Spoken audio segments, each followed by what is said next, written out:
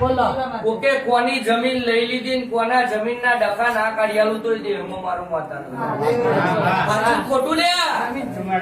અને આ શેડાઈ તઈ જઈને કોક નાગના મળતી હોય, કોક શિકોતર ના મળતી હોય, અને આ સધી માતા મળતી હોય, પણ ચામુંડ નો દીવો નહીં થતો લ્યા.